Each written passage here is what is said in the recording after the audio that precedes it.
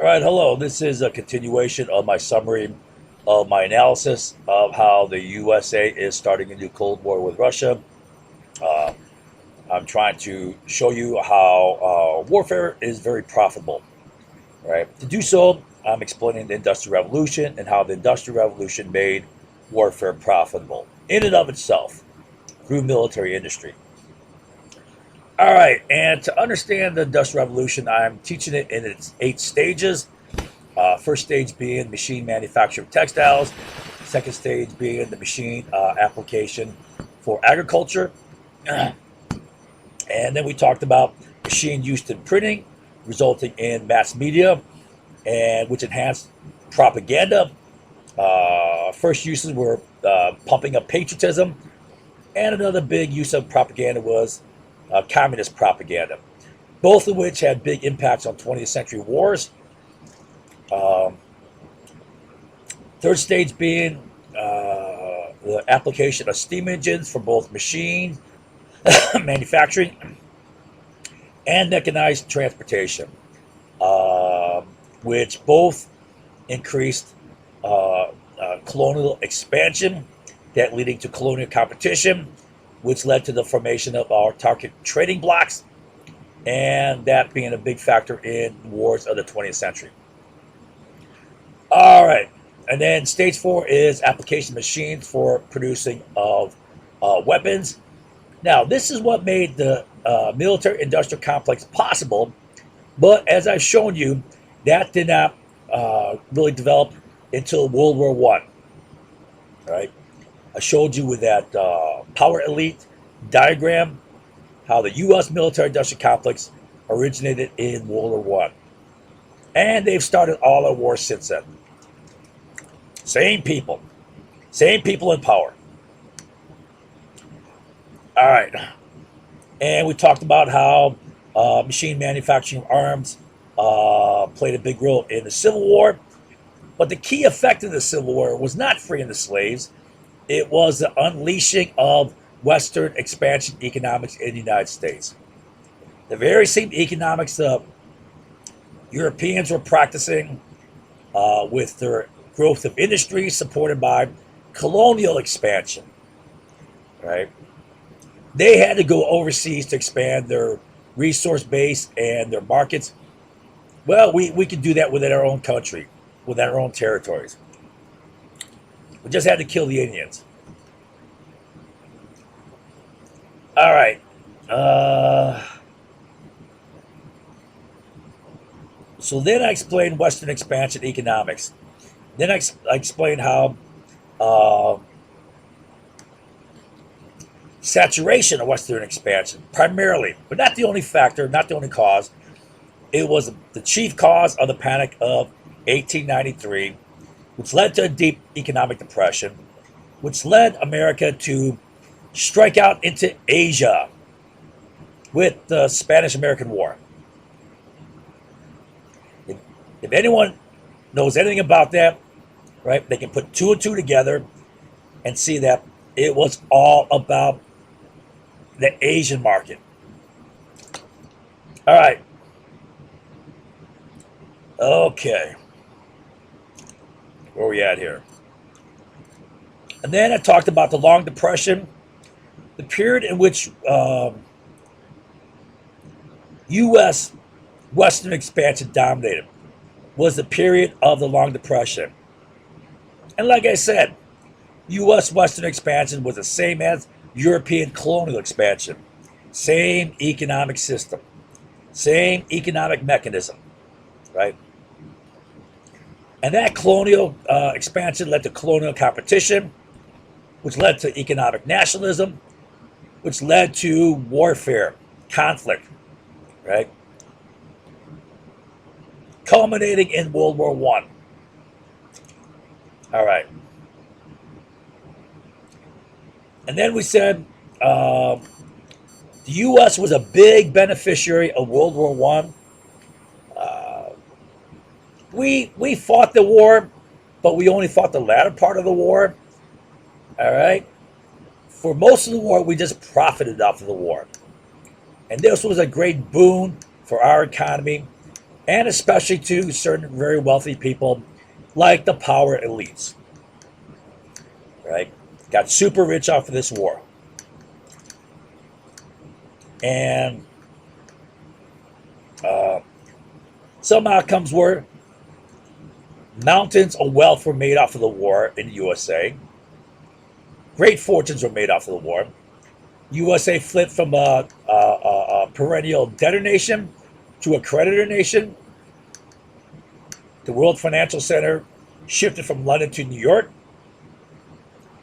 The big British and French debt to USA was paid by German war reparations, the resentment of which helped fuel the rise of Hitler and the Nazis.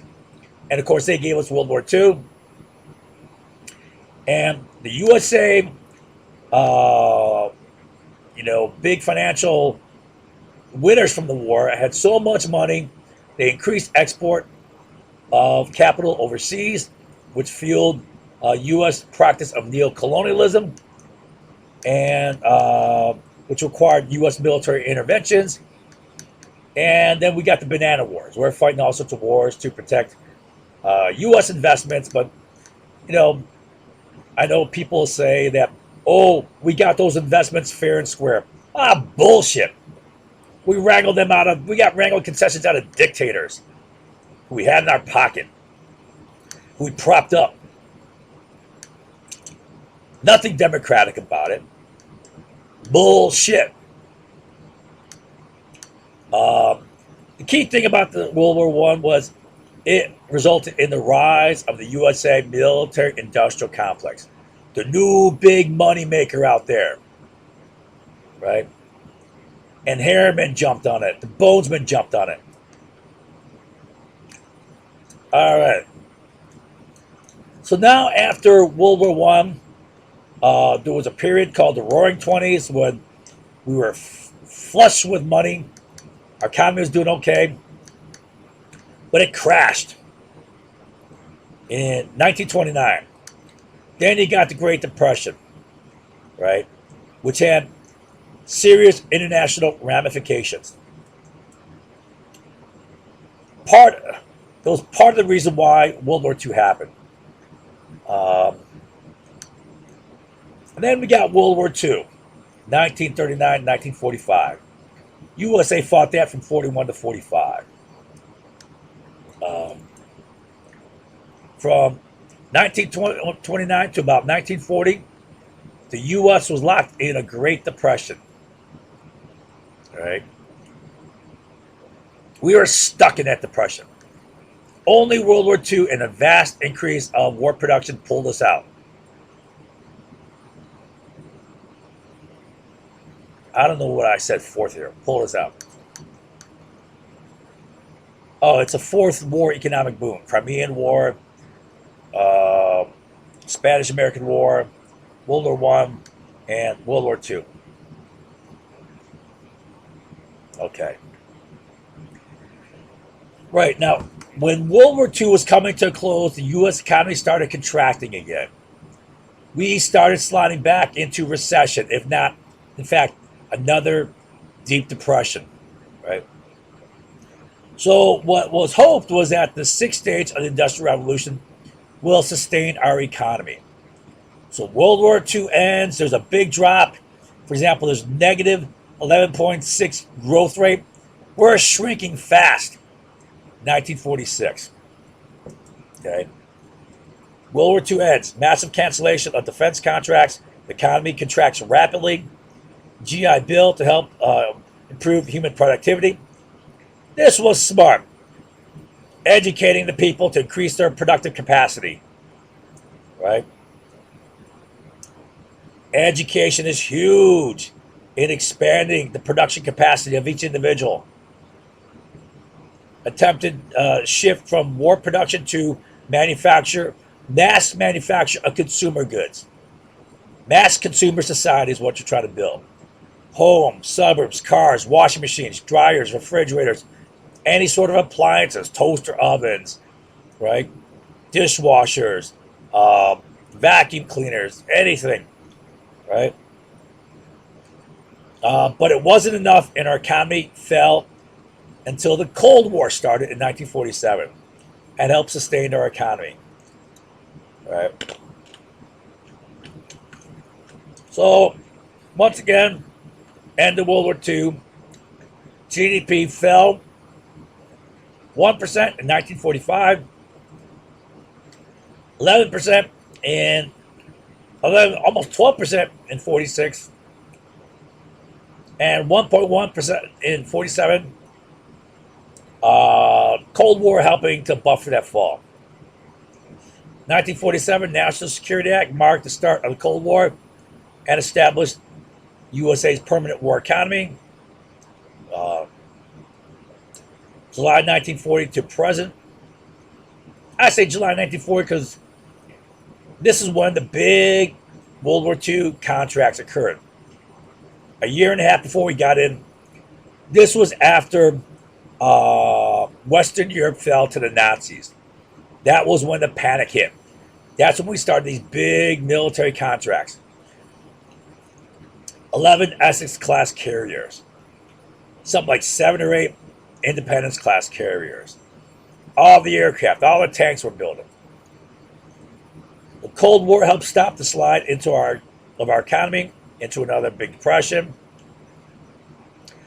During the Cold War, military industrial profits shifted from simple volume towards high-tech, high-priced commodities. All right. So let's take a little bit further examination.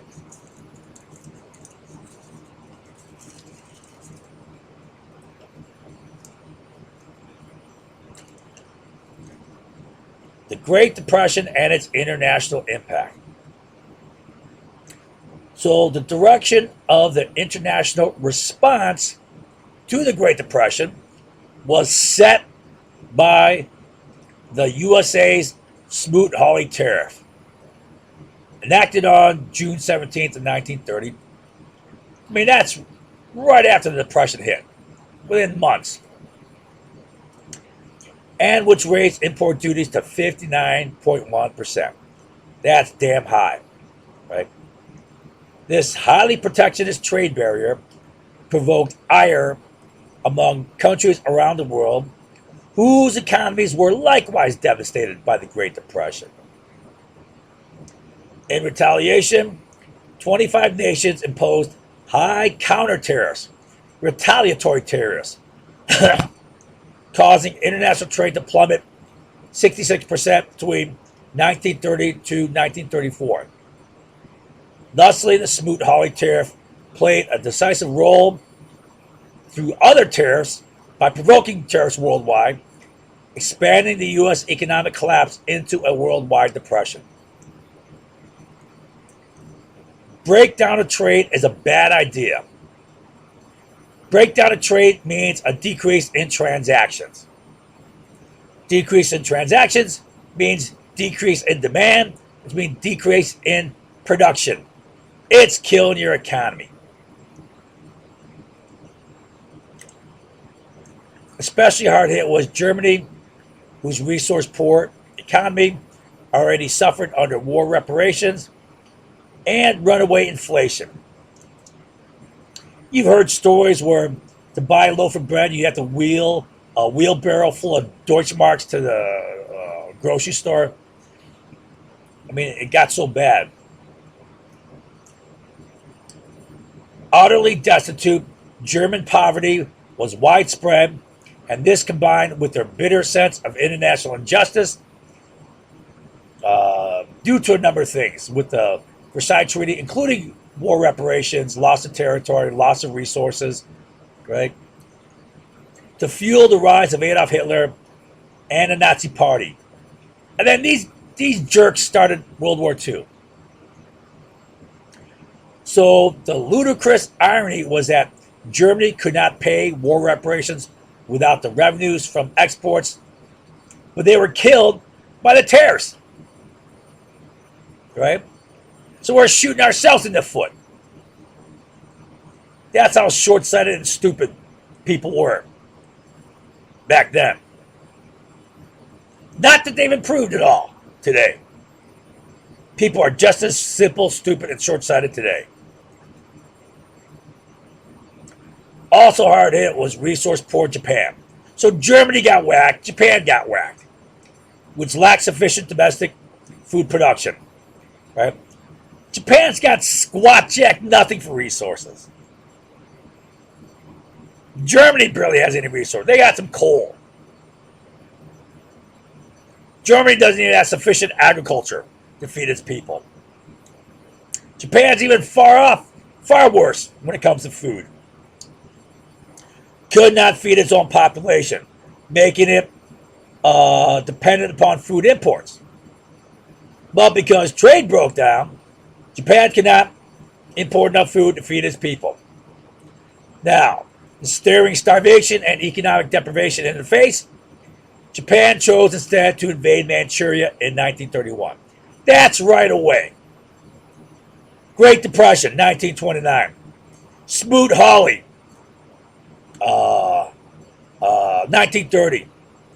Retaliatory tariffs. Trade breaks down. By 1931, Japan saying, screw it, we got to go into Manchuria.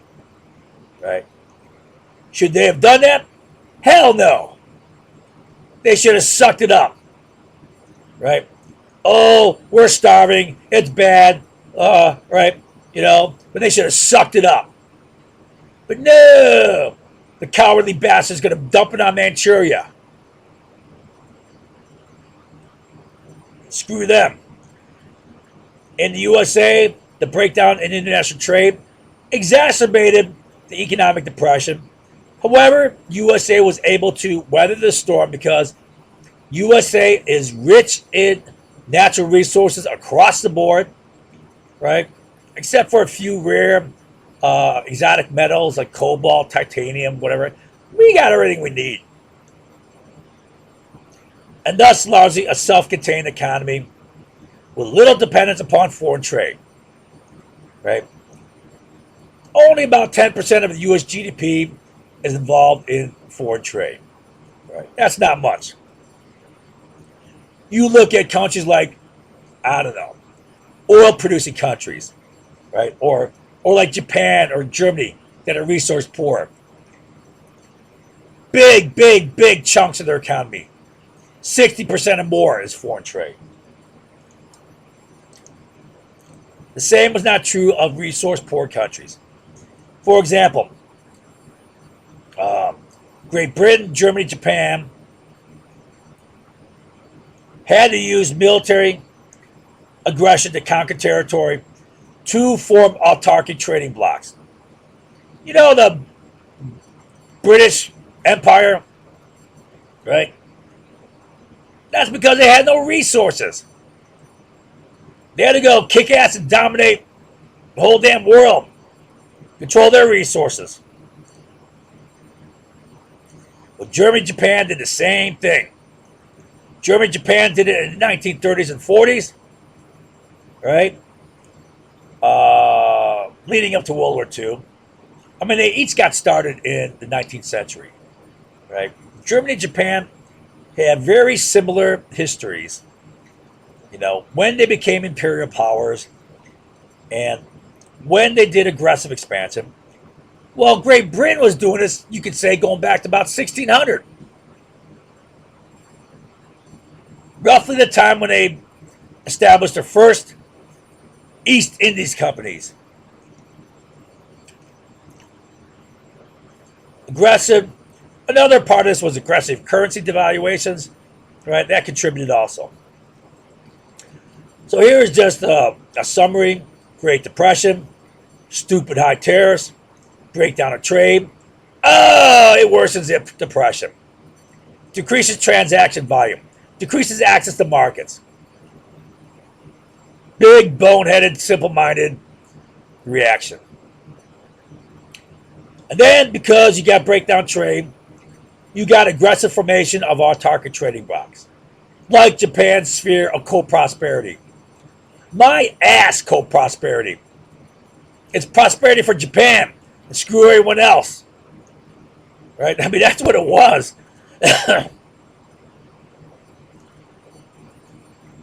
Then you get World War II. Both of these were factors of World War II. Now, I expect the liar shits will attack here because, of course, there were many more factors that caused World War II. I am great at identifying all the factors and drawing them out in a diagram. I didn't do that for World War II here.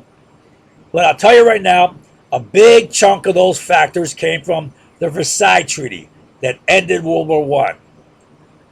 Right? Whether it was war reparations, whether it was loss of territory, whether it was a lot of humiliation of the Germans, whether it was a loss of a lot of their resources, things like that. Right? It was military arms restrictions. All right. The biggest things were the economic stuff, especially war reparations. When the Great Depression hit, right, that was bad enough, but Germany was killed by war reparations and the breakdown of trade. All right. So, again, a likely little Weasley sneaky angle of attack would be, oh, there'd be more causes for World War I. Yeah, I know there are more causes. I'm just giving you a simplified explanation here. All right, so this picture shows some of the stuff that was made World War II. B-17 bomber, Boeing, right? Very important military weapon. This is an Iowa-class battleship. I believe this is the Missouri. That's 63. It's the Missouri. Missouri 63, right? Wisconsin was 64. New Jersey was 62. That looks like a 105 millimeter howitzer. Here is a Sherman tank with a long 76 millimeter gun. All right, there's a 2.5 ton truck, P-38 Lightning, M1 Garand. Right, all these mass produced. Far more weapons than these mass produced. So here is a historical graph of U.S. economic growth rate. So when you're in here's 0, you want to be in the positive, right? All this time during the Cold War, for the most part, we're in the positive, which means we're growing. Maybe not growing much down here, but we're growing pretty damn good here, right? Only some small recessions in the negative, little dips into the negative, where we're shrinking a little bit. But if you look at the Great Depression, we're way down here. We're shrinking like crazy. 33, when FDR came to the office, that was the worst, right? But FDR implemented the New Deal. New Deal helped pull us out. We finally broke the positive. We started growing, making a little comeback. But then World War II kicked in. We got massive growth, right? As World War II is closing, our growth was shrinking. With the end of World War II, we shrank big time. Negative 11.6%. Almost 12% negative growth. We're shrinking fast. This is almost like Great Depression. I mean, look at this. Almost as bad as the Great Depression. End of World War II. But the Cold War kicks in. Right? And with the Cold War, we always had, mostly always in the positive. Very little in the negative. Just very less than a fraction of 1%. These are brief recessions. This is the 2008 financial crisis. This looks like COVID here. Those are big ones. All right. So with World War II coming to a close, all these contracts are being canceled. Our economy is collapsing. All right. It was hoped that we could switch from war production to mass production of consumer goods. All right. That was the direction leaders were taking. Mass consumption of automobiles. Remember, very few people owned their automobiles back then, prior to World War II. The mass ownership started after World War II, 50s, 60s, especially the 70s. High school kids were having to buy their own cars. And development of suburbia, mass production of suburbs, mass consumption of consumer goods to fill these homes. Refrigerators, washing machines, dryers, right? Dishwashers, vacuum cleaners, any sort of damn appliance you can think of, right? But it wasn't enough, right? We couldn't switch it fast enough. And a lot of money went into infrastructure. This was Eisenhower's big project. The interstate highway system, right? Increased transportation. Why? Well, look at Eisenhower. Eisenhower's brilliance was in his understanding of logistics and the strategic importance of logistics. It's no wonder that he's emphasizing building this highway system. It's about commerce. The switch to mass consumption economy was not sufficient to replace the war economy, and the U.S. economy contracted rapidly with the close of World War II. But then the Cold War hits, right? And who was the architect of the Cold War? A bonesman, Robert Lovett.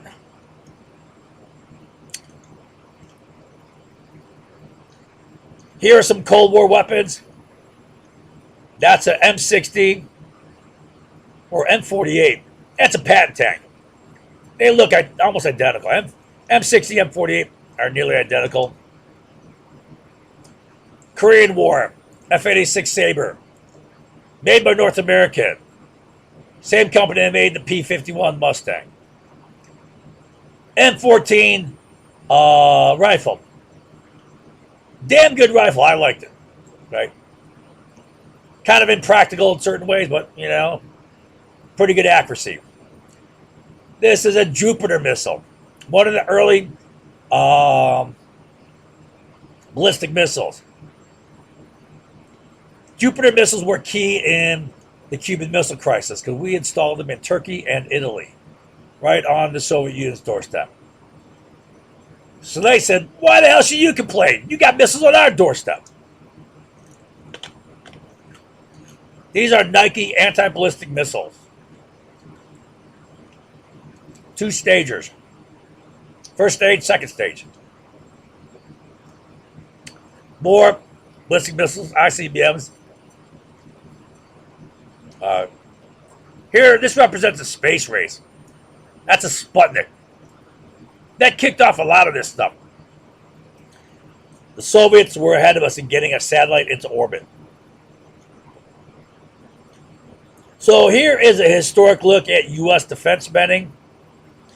And historically, for the vast majority of U.S. history, the USA was not a permanent war economy. When wars ended, we're rock bottom. Now, if you extend this back, this is 1900. If you extend this back to 1778, 1788, when the Constitution was ratified, right? It was 88 or 89 back then. You'll see that war spending was flat until you get to the Civil War. Then you get a bump, right? Civil War. Then you get a little bump, Spanish-American War. Not much. Then you get a bigger bump, World War I. Now, this bump here is deceptive because it starts about 1917. That starts late in the war. This is U.S. involvement in the war. The biggest war production was sale of weapons to Britain and France before we got in the war. So World War I looks deceptively small because UK and France and subsequently Germany paid for the massive U.S. war production. So the massive U.S. war production during World War One was paid was sales of arms to Britain and France, paid initially by Britain and France in the form of war bonds, right? Well, then Germany was forced to pay that with war reparations. Okay. All right. Now this is World War II. Big jump in defense spending. Then a big plummet. We're winning the war. War is about over, right? War ends. Big recession in our economy. Almost as bad as the Great Depression. Right? But the Cold War kicks in. Here's the Cold War. Right? And Cold War ends here. You got a drop off in defense spending, but you got 9/11 kick in. Then boom, it takes off. Almost as high as World War II. Look at that. We're damn close to World War II levels of spending. And that's just the military. With the war on terror, it's also Homeland Security. You got to tack that on. All right. So here's the war on terror. This big jump is due to the war on terror. Big boost. All right. Here's the Iraq War. So this was pretty much the Iraq War here. This big chunk there. All right. So you see, the USA now has a permanent war economy. All right. Prior to this, during peacetime, the leader said, we're not spending jack on the military. Bare bones, rock bottom. Right? They were cheap. They saw it as a waste of money. Now, especially with after the experience of World War I, they knew war as a moneymaker. War drives the economy. It's a key engine. Now, you see that there was growth during the Cold War here, going back up to World War II levels. All right? In constant dollars, 2000, looks like $9, right? We're spending almost as much as World War II during War on Terror, right? Even though the amount we're spending is going up, amount in relation to GDP is falling because our economy is growing. All right, the U.S. economy is growing, so the portion is in terms of GDP. It's roughly around, military spending is roughly about 4% of the GDP. But that's deceptive. You take that away. You go back to pre-Cold War era. Peacetime, go down to zero. Right? That 4% represents a loss of, what, 12, maybe 60% of our economy due to the multiplier effect. Every dollar that's spent, right, in the military industrial complex is respent and respent and respent. Right? So it's multiple stimulation. That's the multiplier effect. Usually roughly around 3 to 4 times. All right. So you see how military spending here was directly correlated with economic performance. Right. World War II, big boost. War ends, big fall. Right. Cold War kicks in, helps sustain us. So here is another likely liar attack. Oh, he's saying the economy is totally dependent upon military industry and that there is no other factors. Bullshit. I'm not saying that. I understand economics greatly. I am saying it is an important factor, especially when you take into account the multiplier effect. I'm saying the power elite profit excessively off of war through their war contracts, through their control of resources, through their strategic investing. And here is just a simplified diagram explaining that.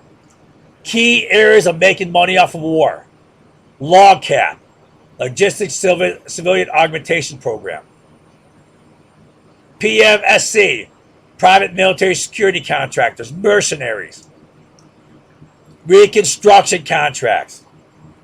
You bust up a nation, you got to rebuild it.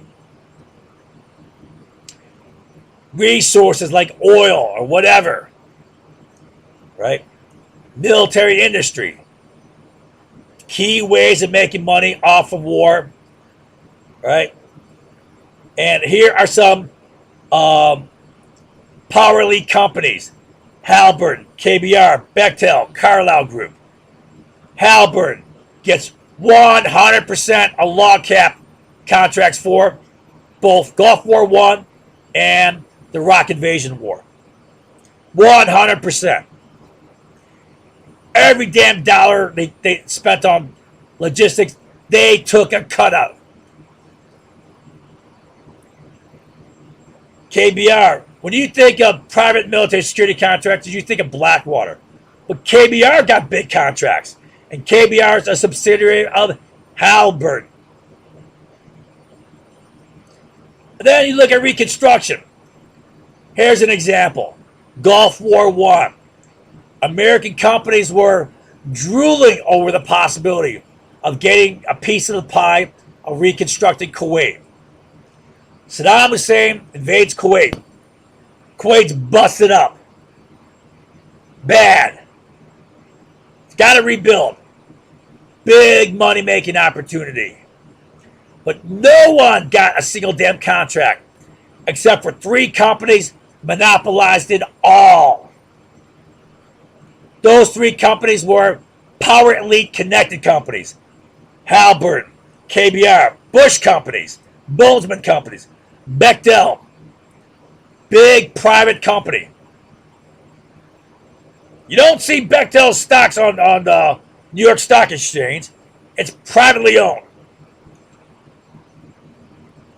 right?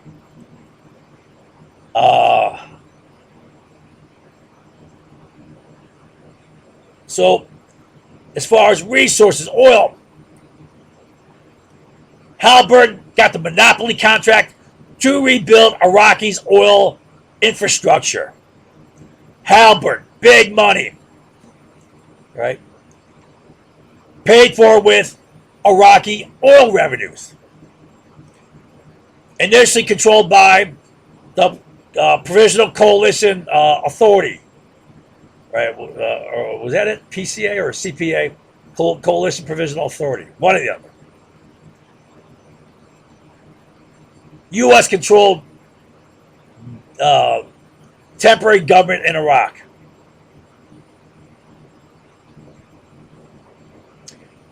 And then Bechtel is a big weapons producer, a big producer of nuclear weapons, right? So Bechtel is going to profit greatly off this new Cold War with Russia. Why?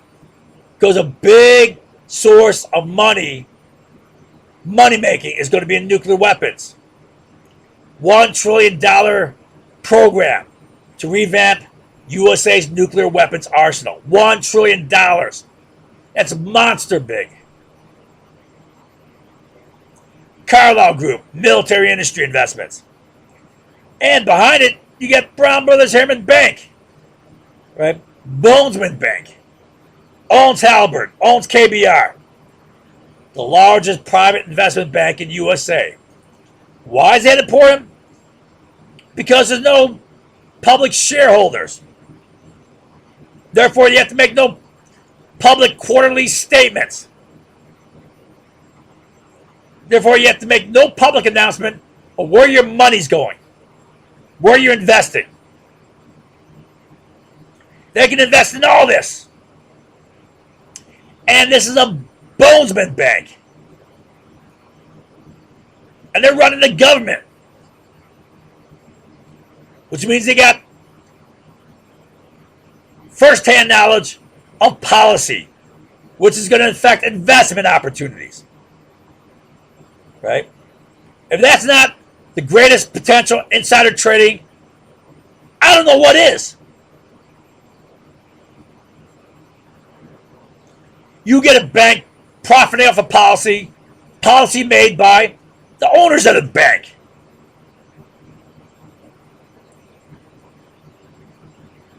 I mean, come on, Martha Stewart's a joke. Insider, Martha Stewart. Ritual sacrifice. These guys are the big inside. If that's not conflict of interest, I don't know what is. So Halliburton got 100% control of Iraq invasion war logistics. They got a cut out of every dollar spent on logistics. Plus, they had no bid contracts. Plus, they had cost-plus contracts. This resulted in a shitload of corruption. Halliburton was corrupt as hell. And who's paying the price? The U.S. soldier. Don't tell me these guys are patriotic. They're screwing the U.S. soldier. All to make money. So Blackwater's known for private military security contractors, but KBR also got big contracts. And KBR is a subsidiary of Halliburton. Halliburton, KBR, Bechtel monopolized 100% of Kuwait reconstruction contracts after it was busted up during the first Gulf War. Bechtel manufactures nuclear weapons. That's a totally non-competitive market. I mean, come on. Nuclear weapons. That's next to zero competition. Plus, it's a huge market. $1 trillion just for new weapons. Let alone old weapon systems. Let alone old weapons production. Securing and closing down nuclear reactors. That's big money. Carlyle Group is a power elite military investment group. You just go down a list of major stock owners and board members for the Carlyle Group. It's just a litany of power elite. Brown Brothers Harriman Bank owns Halliburton KBR. And who knows what else? It's a private bank. Not public. To me, it's an ultimate potential for insider trading. Profiting off of government policy decisions because they make government policy decisions.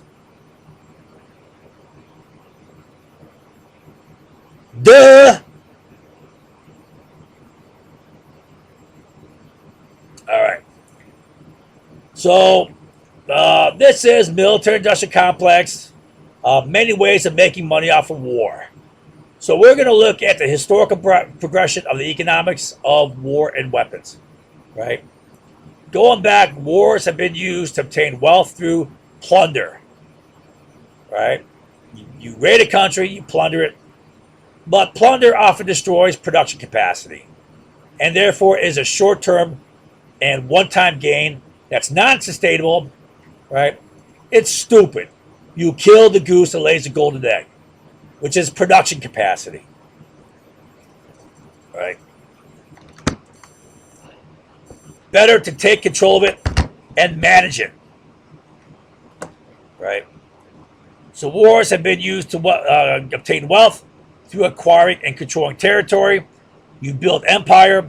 You control taxes. You collect taxes. Big source of revenues. Wars have been used to obtain wealth through acquiring and controlling resources. Wars have been used to obtain wealth through acquiring and controlling merchant arbitrage. Right? Trading posts and shipping lanes. And then that extended with upstream integration, especially with mechanized transportation, into colonial expansion, into the interior of countries, gaining direct control of resources and markets to form autarkic trading blocks. Home country with the colonies. That forms a trading bloc. Wars have been used to create wealth by serving as fiscal economic stimulus. All right. Right here, World War II. Bam! Economy recovers. Keynesian economics. Use of underutilized production capacity. A key concept of Keynesian economics. Boosting productivity and wages and consumption power. I mentioned the French military industry under Louis XIV and Colbert, but especially since the Industrial Revolution. This is when it started. This is when national military industry really got started. A national program for it. And this was one of the reasons why behind Napoleon's success, right? Now Napoleon was brilliant in and of himself, but he had the foundation already set up for him. Wars have been used to create fortunes through profits from military industry, especially during Civil War and World War I. That's when it started. Big profits. Wars have been used to obtain wealth through indirect control of resources and the control of price. Right? I taught you with a long analysis of the Middle East how U.S. creates conflict and war in the Middle East repeatedly, and it's been used to control oil price. Right? Now, I know no one's going to remember jack squat crap from that. Right? Oh, that's unbelievable. Well, you got nothing in your heads. Wars have been used to obtain wealth through control of currency. Petrodollar, facilitating making money, making new money. Right? So, I don't want to explain the whole concept of petrodollar and how that sustains dollar value as the money supply expands beyond growth rate of the economy, right? Which should be inflationary. But petrodollar serves as a hedge against that because it boosts dollar demand, which boosts dollar value, helping to sustain dollar value with overproduction of currency. Wars have been used to obtain wealth through monopolization of reconstruction contracts. I taught you that. Halliburton, KBR, Bechtel. Wars have been used to obtain wealth through log cap contracts, which are corrupt as hell.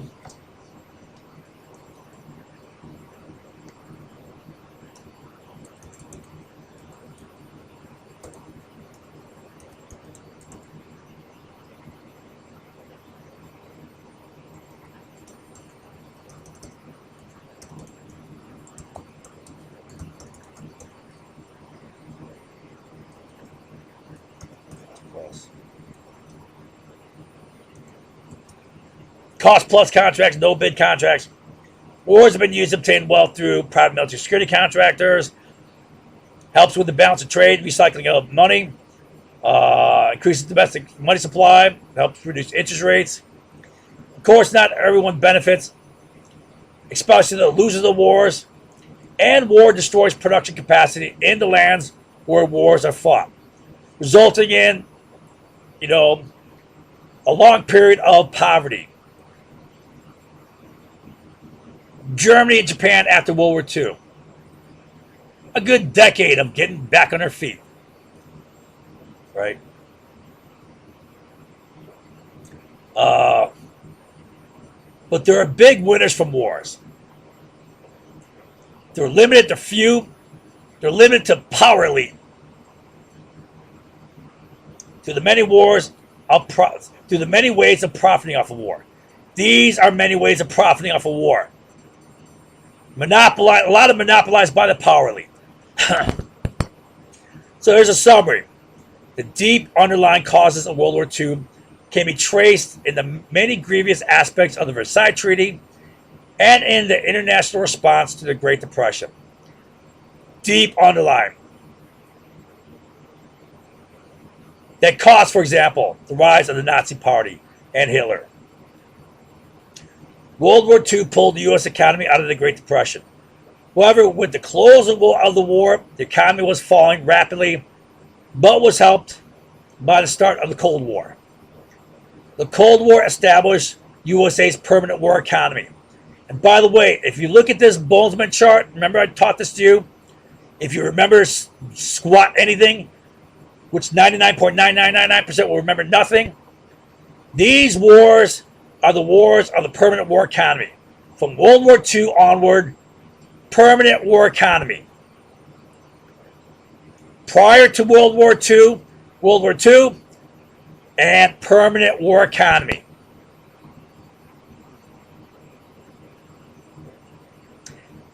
And guess who started all these wars? Same Boltzmann, same power elite, except World War II. But they played a part in World War II, right? A significant part, right? Of course, the majority part was played by Hitler and the Nazis, but they played a big part themselves, involving continuous, massive military spending, right? Permanent war economy. And there are big winners from wars in terms of profits, which is perfectly aligned with those who start the wars. So the big winners from wars are the power elite. And they're the guys starting the wars. Here's how they profit: by monopolizing the means of profiting from wars. They dominate the means of profiting from wars. And they start the wars.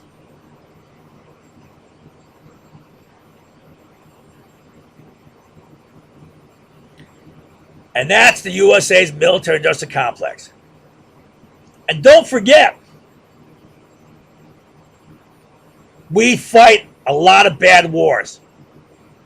We're the biggest warmonger nation in recent history. Fighting wars for peace. My ass! Why do people believe in baseless fairy tales? Other than they're ignorant and retarded. And the USA creates a lot of conflict throughout the world. For example, in the Middle East, which I've taught you in great detail, though the masses retain zero, nothing in their heads. Therefore, they're going to say, crazy!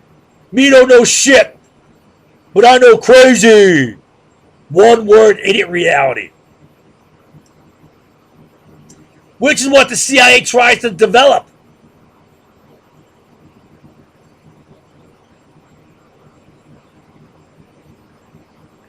Through things like whacking you with toxic mold. That's crazy. That's unbelievable.